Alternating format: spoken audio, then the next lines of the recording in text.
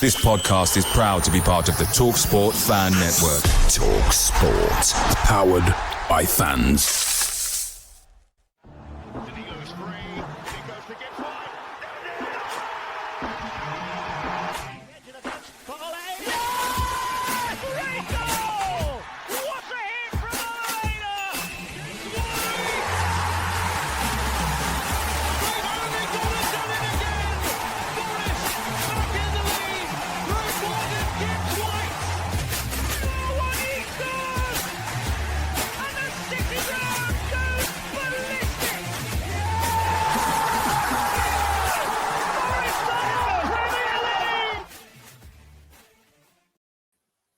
Hello, welcome to another edition of Red Side of the Trent, here to preview the Brentford game on Sunday, live on Sky at 2 p.m. or wherever you may get your football. Looking forward to it. I'm joined by Reiss Coy. Reiss, how are you? Very good, mate. Thank you for having me back on. No, it's a pleasure. Obviously, was meant to get your brother. He's bailed, but he's going to get dobbed in because he told me last minute I've already done all these graphics to preview the season as well as the Brentford game. But how excited are you? How joyous were you at the news of getting into Europa League? Of course. First question first. I'm really. I just can't wait. I'm really excited. Proper miss football. I think I've said it before. I'm not really a summer sports person, so just to have the football back is just massive, isn't it? It's just like so exciting. What the season's going to hold and everything that comes with it, the highs, lows, the typical Forest fashion things and everything in between, mate. But as for the Europa League, I was always quite on the fence, really. If whatever we got into was an achievement, so I'm just looking forward to it. That first night under the lights against whoever it may be, I'm sure will be just an amazing occasion, because it's something that I definitely didn't think I'd see for a very long time, or in my lifetime, to be fair. Yeah, no, I'm buzzing as well. And I mean, I'm glad it's all kind of been squashed now and we can move on with our bleeding lives, because it has just been an absolute saga. And hopefully, because of the announcement from Fabrizio Romano that James McAtee should be joining in the near future, hopefully that starts the ball rolling as well. I mean, that what do you think of him, by the way, first of all? Looks a good player. I wouldn't profess to know too much about him, but if you come through at City, you've got to have something about you, haven't you? I think I was thinking about it earlier, and for every Cole Palmer, which you want him to be, there's always a Iheanacho and another. So you don't know what you don't know what you're going to get. That's a throwback. That is Iheanacho. I know he's one of the ones. Was it Michael Johnson as well? Michael Johnson, yeah, it's them sort of players. So you've got to have something about you. I mean, if you can play the 8, the 10, and I mean, he looked good in the Euros. They all did, and it's a bit of a link with Anderson, and obviously, did he play with Morgan? I think he might have played with Morgan. I don't know. Maybe no, he come in the season after, didn't he, to replace Morgan, I think. So, but they're all going to know of each other, aren't they? They sort of move in the same circle. So it's someone familiar with the league, and for 20 to, I think, even 30 million is a decent sort of amount. I mean, he's ticking a homegrown box as well, and exciting. It's exciting. It's what you want to see. It's the right type of signing, I think, that a lot of clubs will be envious of. Yeah, well, City fan I had on to do a player report has said that if Man City don't have a buyback, they'll be absolutely fuming with it, and because they could see a potential Cole Palmer 2.0 happening, which would be benefiting to us, obviously. How do you see him fitting in with us? Because he can play a number of different roles, but it's just where's he going to pinpoint? Well, it's hard to say, isn't it? I mean, going off last season, he'd be one of them sort of more deep line pivots, because he's not going to push Morgan out of the 10. I'm hoping that it offers the opportunity to swap them round, so Morgan's sitting and McAtee plays in the 10. But I'm sure I've seen him play off the right or the left, maybe for City as well. So it's just good to have a bit of versatility. But with versatility, you lose a little bit in terms of quality. But if he can have versatility and quality, then we're laughing. So in terms of how he fits in, time will tell. But it shouldn't take a great deal of time to settle in, and hopefully it's the ground running. Yeah, I mean, I think with them three, the full English, as I might call them, if they play all together, like they've got the ability to interchange and rotate, and I think that causes a lot more problems for oppositions, hopefully. And the City fan likened him to an English Bernardo Silva. So if I could have an English Bernardo Silva in our ranks, I'm absolutely joyous. So I'm looking forward to see how he develops. I seen him score a free kick on a YouTube clip, so that fills me with absolute joy as well. Like, I can't wait. Ticks another box because we couldn't hit a barn door, could we, from our free kicks? And a left footer, which we need. We need balance, and I think that just offers a lot of balance. So no, I'm looking forward to it. But we're going to do some season preview stuff before we do Brentford. And like I said, I've dobbed your brother in this. So I've got some graphics and stuff with his little face on. So it's his own fault that he couldn't make it. I'll move us over it. I'm going to start with the bottom three, Reiss. I got you in. Both of you actually had the same for this anyway. You're just slightly different order. That's a stitch up and a half, by the way. That is. I think everyone up on this. You did not get my permission. Anyone who's come out of any decency. You didn't get my permission to use that photo, mate. I'll be that. Both of you think Sunderland are going to survive. I mean, I know Mason's got he likes them, like he's got an affection for them. So, what's your reasoning for Sunderland potentially surviving? See a lot of similarities in us. I really do. Where I look at it and you see our next people sort of lambasting them, why aren't they getting the same treatment as us? And I look at it the other way. Fair play. They've looked at a model that's worked, and the last time it worked, we're the last team to stay up, right, from being promoted. Obviously, it's three who come up. We all stayed up in Fulham and Bournemouth, and then everyone after that hasn't come close to even succeeding by what was it? 5 points in the end with a points deduction. So I don't blame them, and I think they're going to have a real good chance. They've got a great fan base, and they're signing some real quality players. So I don't mind what they're doing. I actually applaud them for it, because if you do throw enough at a wall, some of it will stick, and I think they will avoid it. And they've got a similar potential to us in terms of getting up, staying up, and establishing themselves. And I just think the other two haven't come close to that at present, so that's why they're in my bottom three. I mean, the only thing with Sunderland is obviously the AFCON woes. They've got half the team, I think, is African, so that could be a problem. I mean, I do like the signing of Habib Diallo and Granit Xhaka. I mean, getting Granit Xhaka as a promoted side is absolutely ridiculous. A guy who's winning like Bundesliga 2 seasons ago, nearly winning a treble with them as well in that same season I tip my hat to him, really, in that sense. So, no. And I think Sunderland's home form is going to be massive this season. It's got to be, hasn't it? And they've got a good fan base. So, I mean, it's the same as us. It's almost identical to us. I just look at them. Did they come up through the playoffs as well? Yeah. Just very, very similar. They're going to be heavily reliant on doing well at the Stadium of Light. Is it still called that nowadays? And as far as I ain't got a sponsor name. And I just, it's one of them games you look forward to, and I like having old-fashioned derbies in the Premier League as well. It's a bit more fun to watch. A Newcastle Sunderland derby is always good.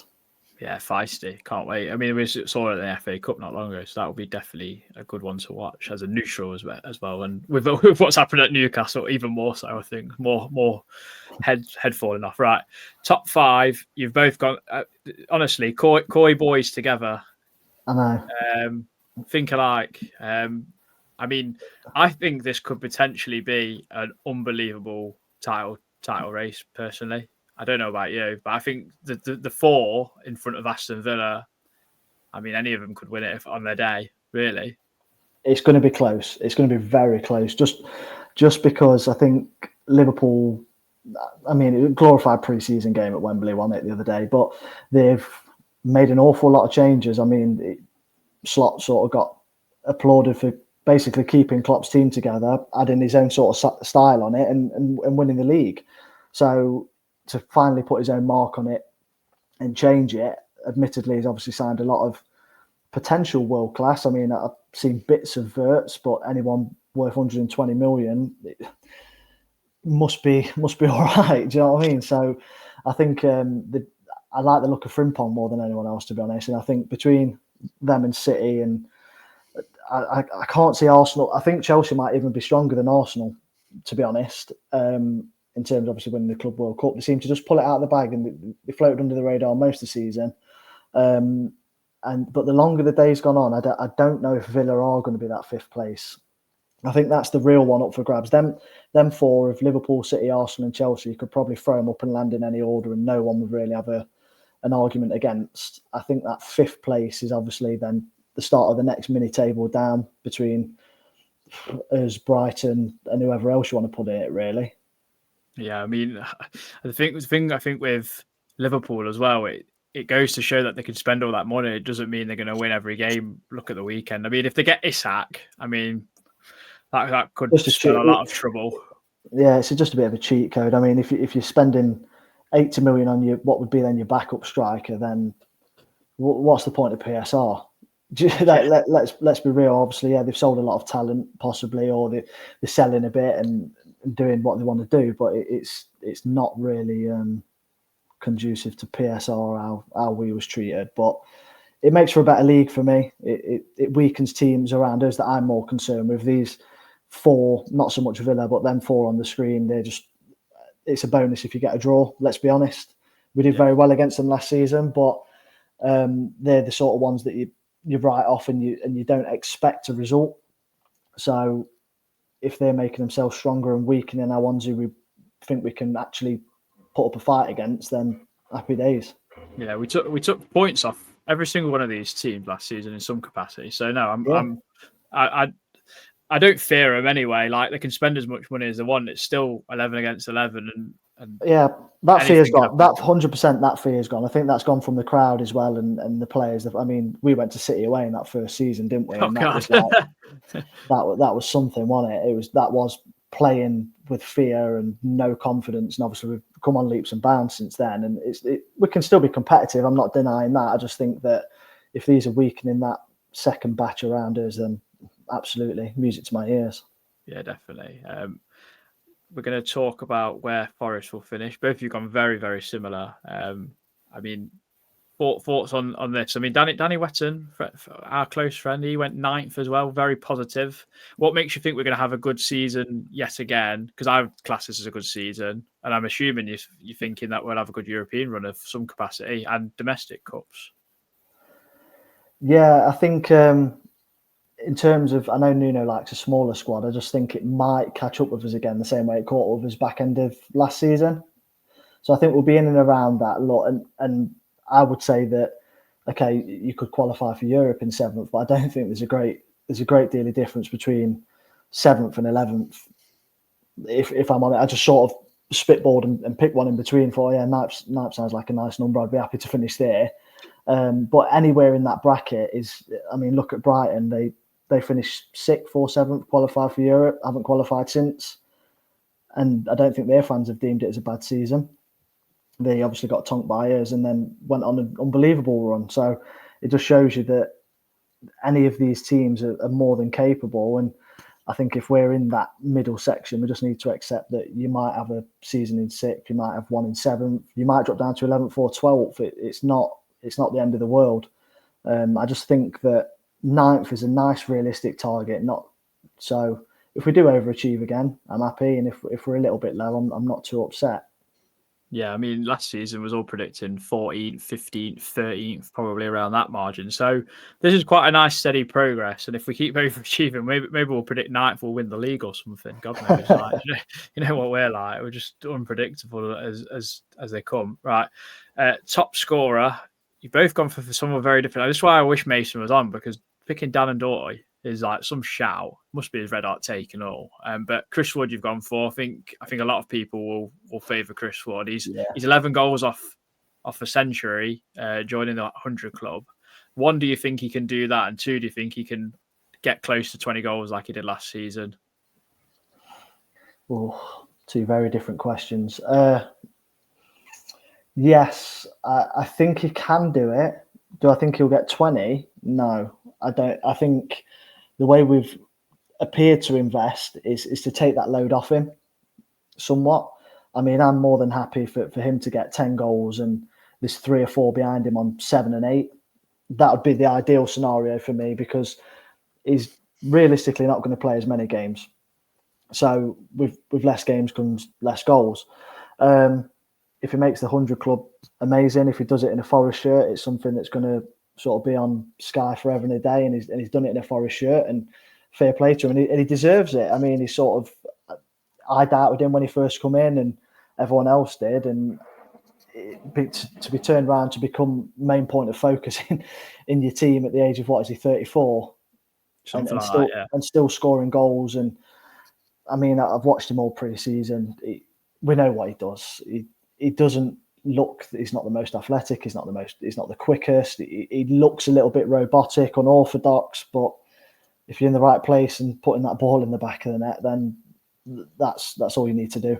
Yeah, I mean, what was it, like 34 goals in the last 2 seasons mainly under Nuno. You could even say season and a half. He's found a very good purple patch in his twilight years of football. So long may that continue. And I agree with you in terms of, I think we're trying to release that stress on Chris Wood of getting goals. Like people like Callum Hudson-Odoi needs to score more. Gibbs-white, obviously Dan Doyle will be looking to score goals, and if we can get more from Elliot Anderson, and if James McAtee does come in, which looks likely, then he'll want to add goals as well. So, and Milenkovic even from the back added 5. So it's all good. We need as many bows to our string to our bow. You know which one I mean. As we can. So that was good. Do you think if he got 20 in all competitions, I think that'd still be a relatively good season as well. What, for Chris Wood? Yeah, if he got if he included Europe as well. I think it's an unbelievable season. I think any striker to get 20 goals is a great achievement. I think 20 goals. I mean, what you've got, get 8 guaranteed European games, 38, and then so let's say realistically he's involved in 45 games from a starting point, because I don't think he's that effective coming off the bench, to be honest. So if he's starting 45 games across all competitions and scoring 20 goals, that's an unbelievable return. You'd be happy with that in the Championship, wouldn't you? You'd be happy with that. And any league in the world is that's what you take that all day. That's what you want your strikers to do. But I'm going to guess on Mason's behalf, but watching in terms of Odoi or Doi, whatever you want to call him this week, and his possible goal contribution, I was messaging Mason during the game, the last game against whoever they were, and I was saying it felt like with Odoi and even Jesus to this sort of degree that it feels like they're going to get a goal, and if it's just going to open the floodgates, and a few more are going to come. I mean, if you watch the highlights, they've both been in and around it. Jesus missed a couple of headers that he probably should have hit the target minimum. Undoi's always sort of on the half turn, on that pivot, like snapshots, tucking in, just sort of very similar to Hudson-Odoi, really. And he sort of seems to be in the right place. It's just not falling right for him. And there's a possibility that, I mean, he could be top scorer with 8 or 9. If them goals are shared across the board, if there's 3 or 4 on that, then there is a possibility. It's a bit of a wild out there shout, but I'm just sort of trying to get into his brain, because obviously he's let us down and not turned up. Yeah, shocking, terrible. Hanging back to dry. Player of the season, you have gone for last season's. Mason has picked Elliot Anderson, who a lot of people have gone for so far, but Nikola Milenkovic obviously was unbelievable last season. He elevated not only the whole team, but Murillo especially. Why have you picked him again? Because his game's sorted, and he's just so consistent. His game is his game. Let's face it, Nuno's not going to ask him to do anything different from what he did last year, and I can't see him not producing the same output. So it was just a very simple, easy decision for me, just a common sense one. He was amazing last year, exceeded all expectations. He'd come in, I thought he'd be all right. I thought he'd be decent, and sort of, in the greatest of respects, I'd love to be called it, an average Premier League footballer. He thought he'd come in, serve us for a season or 2, and then he'd leave. A bit like McAtee, and you go, yeah, do you know what? He was good. Thank you very much. Had some good games, had some bad games, but he's come in, and you're sort of thinking, in the nicest respect to the club we love, why is he signed for us? And I still can't see what is missing from his game to not allow him to go play for one of them top 4, 6, whatever you want to call them, big European teams. So I think Mason shout and Anderson is is good. It was what like sort of my next in line, if you like. But it's a huge season for Elliot Anderson coming up. Absolutely huge. I'm just really hoping that he doesn't get moved around. I hope he's not sort of a byproduct of McAtee coming in and trying to fit him in, sort of moving McAtee around to see where he's best, because Anderson is the next Mr. Utility, isn't he? If McAtee drops deep, we'll put Anderson in the 10, or if he plays alongside him, it doesn't work. I just really hope that he sort of forges his position, and it has to be either Morgan or McAtee alongside him, or Sangare, or Yates, or Dominguez. And I do think he'll be the mainstay, but I think it's a huge, huge season for him this year. And hopefully one way, look, I'd love to be wrong and Mason to be right, because it means that we've had another amazing season. So I think either of them are a solid shout, to be fair. I mean, I personally think that Elliot Anderson will be our main midfielder this season. It's trying to find him a good partner rather than anyone else. Because look at last season, how many times was he partnered with someone different? Towards the end of the season, Sangare. For a period, it was Yates. For a small period, it was Dominguez. And then Dominguez was the one who ended up getting shafted, getting put out wide to basically make teams go narrow or whatever, because he just runs around like a lunatic. Obviously, he's like the master of the press, as we like to say. So I think for him, it's just trying to find him someone that will complement him just as much and getting more out of him, because I think he has got the capability of scoring more goals. I think it's just unleashing that potential for me. But I absolutely love him. I think he's the one that could go for a lot of money in the next season or two and go to anyone he wants, because he's got that capability. I agree completely. I think he's the one with the high ceiling in our squad, far beyond Morgan, far beyond Hudson-Odoi, beyond any of them for me. Absolutely. I mean, on the past couple of games, he's been head and shoulders above the rest. I mean, the lads played all summer long. I was knackered watching him, and he's running around covering every blade of grass. And you're right. You bang on with it. He needs to find someone that complements him. I think Morgan looked like he complemented him very well the other night. There's a few that can't be next to him. They just can't. They're not good enough. No, they're not. It's that simple. And you need someone who's on his wavelength. That's why Morgan worked well with him, because they're both clever players. They both understand each other. Yeah. And for all as much as I love Sangare, maybe a little bit too rigid, not as dynamic. If he's got two in front of him and Anderson's got someone with him, then absolutely. But in a two, it's got to be someone who matches his energy and his technique and his ability. And the closest one we've got at present is Morgan. Yeah, I mean, we've seen it at Brentford away when they both played alongside each other. And a couple of other times, I can't remember off the top of my head. That's the one I definitely remember, and they were both excellent. I mean, the one thing I think about Anderson is, and you saying about him playing the summer all along against Kazir, I was like watching him, and he was like asking for the ball all the time, like going 100 miles per hour. I was thinking, this guy would tackle your nan.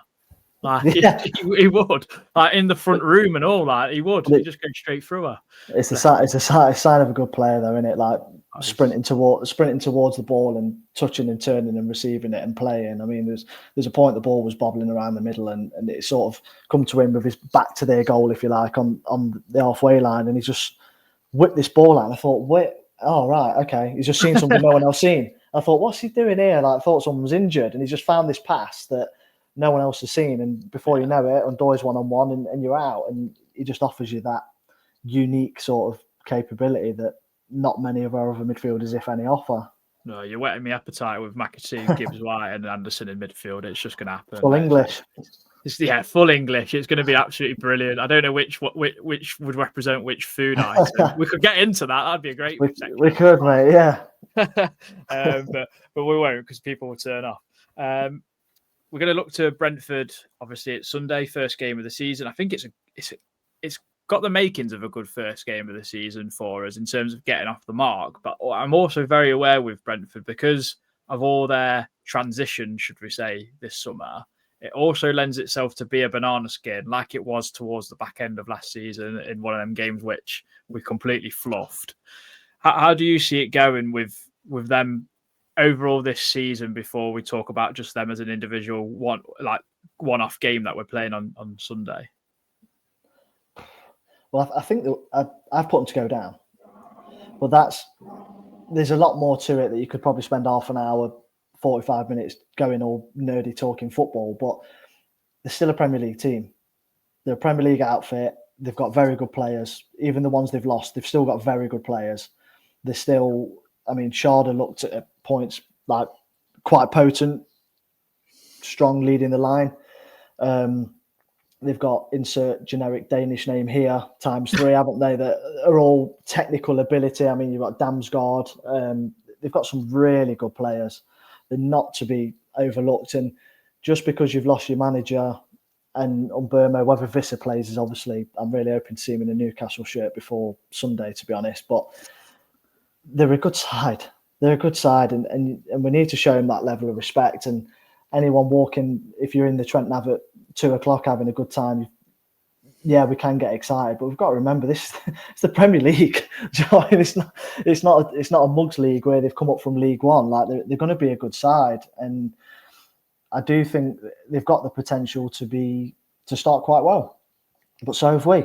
So it's up to who wants it more. I think the first game and the last game of the season, dependent on what's riding on it, are just coin tossers. You get some weird and wonderful things happen on the first game, and it's a good and. But I think if we was playing these in November, my opinion would be different, because obviously you've got a bit more to go off, and you can see. I mean, I think we can all possibly see the way it's going. That around that sort of time, I envision them to be really struggling on the backside and looking at getting a new manager in and trying to throw a bit in it January and try and stay up. But first game of the season, they're going to want to impress the new manager. They've got a point to prove. They want to.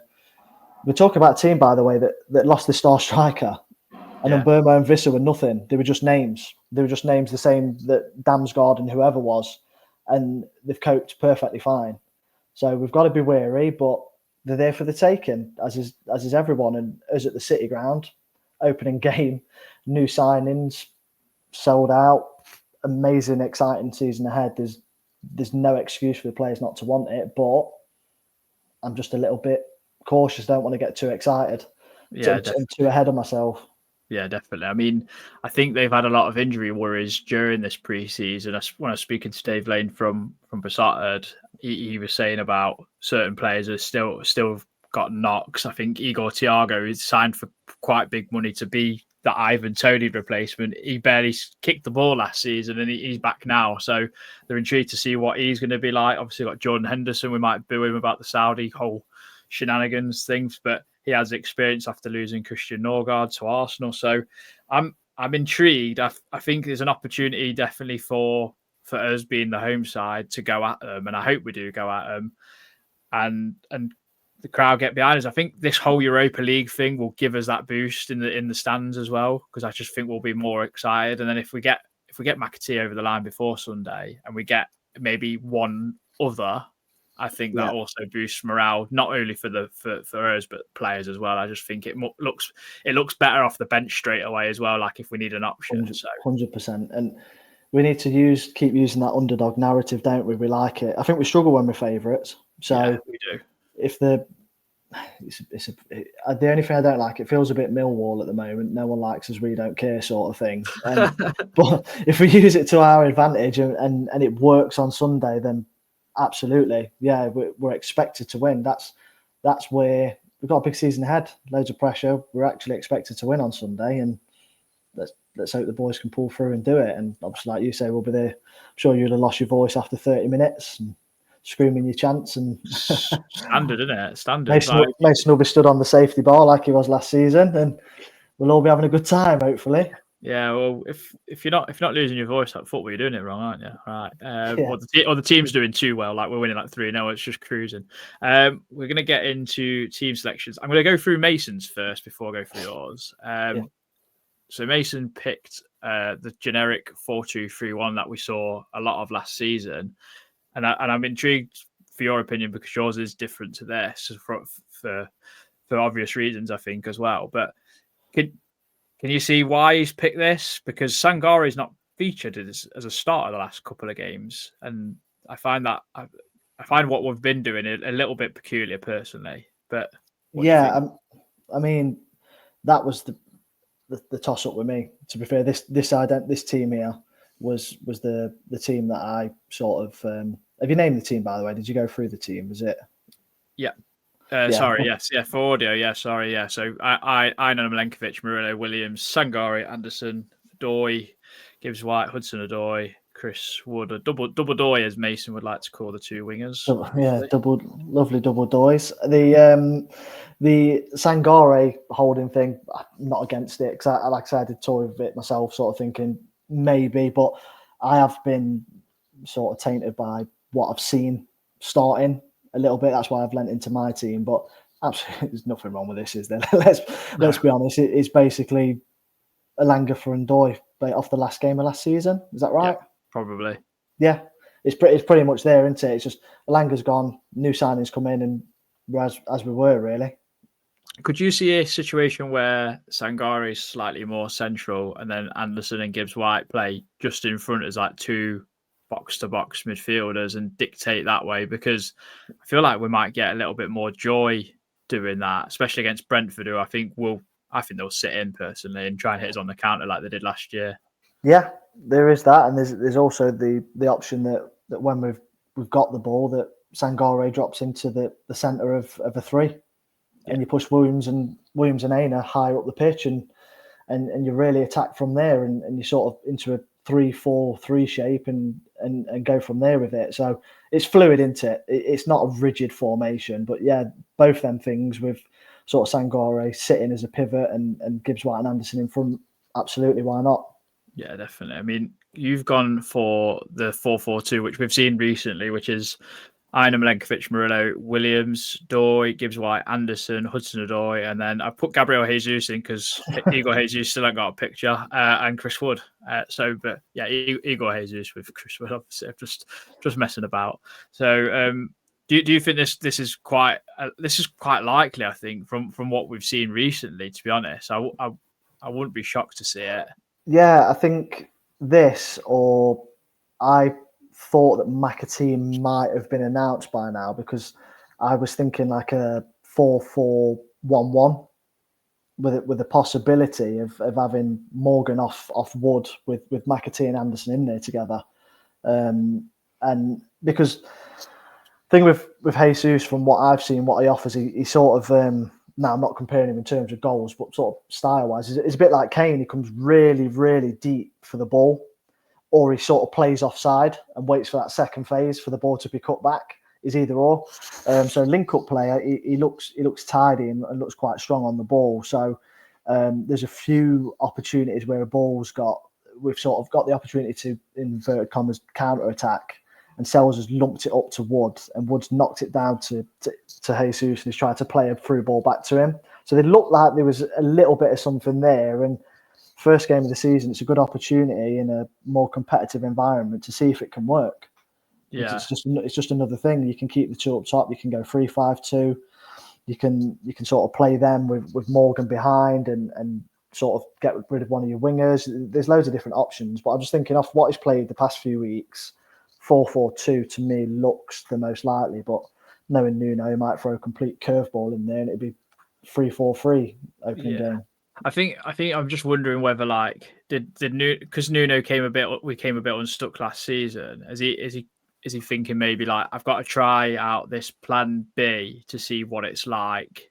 But the problem is he's never had the scenario to try out plan B. So if it'd be good if we was losing a game and he tried it. He might have done it against Birmingham. I don't really remember, to be honest, because I didn't watch the game myself. But last season, we weren't sure what we was going to do when we was chasing games. We struggled. So yeah, maybe that's planning in his thinking. I like that we were anti-football last season, as everyone likes to call us, and now we're going 4-4-2, full Brexit. Go on, Nuno. It's just lump a ball up toward and little and large up top. There's many different ways to play the game, isn't there? And last season was first goal or bust, weren't we? If we went a goal down, it was absolutely turgid to watch, and it was like we're not going to score. Was it the Villa game? I think that was the game, wasn't it? Pretty much the only one that we won from behind. Yeah. And we've struggled with that ever since we've been in the Premier League. Go a goal down, and we just cannot pull a game back. So look, if Nuno's been trying that the whole of pre-season, knowing that he's a 4-2-3-1 and he's gone into Sangare's ear and gone, look, mate, you look fit, you look sharp, you look ready. Let me try this. You're going to be starting first game. He might have done. Who knows? We don't know how he works. We got a glimpse behind the curtain with Yates' podcast. He seems to be quite close to his chest and keeping them all on the toes. So there's a possibility that it could be something completely different to what we're putting up on the screen now.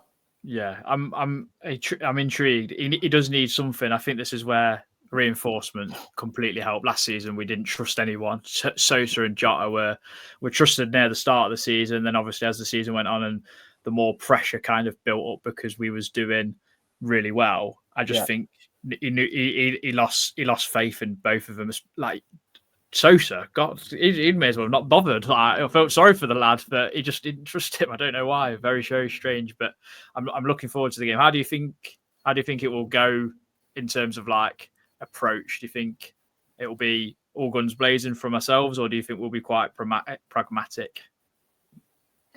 For first 10-15, I'm open for a quick start. But in true Forest fashion, I think it might be quite cagey. I think I'm really excited to see the first 10 minutes, as sad as that sounds, from a football nerd. I want to see if it looks like, we actually are going to keep the ball. We are going to play a different way. We've been playing out from the back from goal kicks and things like that. And it might be a different type of football that we're going to see. And if it works, then happy days. But quick out the blocks is obviously always nice at home. It's such a cliche in it. But you do want to get the first goal, obviously. But it could quite easily be cagey. But you just don't know. Brentford are going to be such an anomaly. You don't know, do you? You really don't know. I mean, what's Keith Andrews' school of football like? Are they going to sit in and just not lose, try and not lose? And if so, might be a good experiment for us in a competitive environment on Sunday to see a team that's going to sit in and play us at our old game, if you like. But I'm expecting a strong start and just see how the game goes, mate. It's so hard to predict how it's going to pan out, but a fast start with the fans behind them singing European songs is what I expect, what I want to see. We'll be practicing Waka Waka for Crystal Palace to wind them up. That's what will be happening. I mean, there's obviously going to be a hard question to answer then. What's your score prediction? I've got two. I've got a head and a heart. Yeah, as we all do. So I think it might. My head's telling me we're going to draw, but my heart's saying that we're going to win it 3-1. I think it. Yeah, I've 3-1. That's it. I'm not having two. We're going to win it 3-1.